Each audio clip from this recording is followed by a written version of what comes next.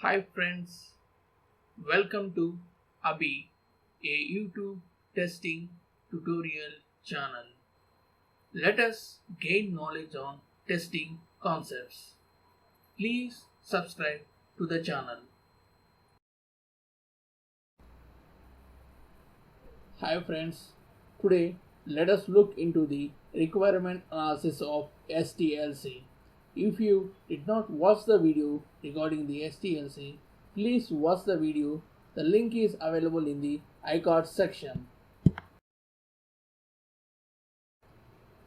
Friends, requirement analysis is the first phase in the STLC. For this phase, entry criteria is BRS. BRS stands for Business Requirements and Specification Document. Entry criteria means to start this phase, we need some input.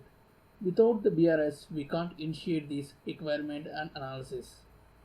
After getting this BRS, we are going to analysis on the BRS and study the requirements of this project. This is called as system study. In this system study, we are going through the requirements and listing out the requirements, and we are observing it. What requirements can be tested, what requirements cannot be tested. In this scenario, the requirements cannot be tested should be discussed with the respective stakeholders like the client, how to handle the situation, how to create a mitigation strategy. Mitigation strategy is to reduce the risk. If you are unable to test a requirement, there will be a risk in the project for the quality. To reduce the risk, we have to follow the mitigation strategy. So on doing all these things and also listing out the functionality which need to be automated to check the stability, we are also listing out the functionalities which to be maintained automation. So the outcome of this phase will be list of all testable requirements and also the list of all automation requirements.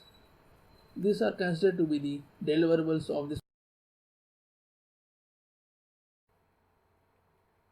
Friends, please click on subscribe button to support our channel Abhey, and also please click on like button and share this video to your friends who are eager to gain knowledge on testing concepts.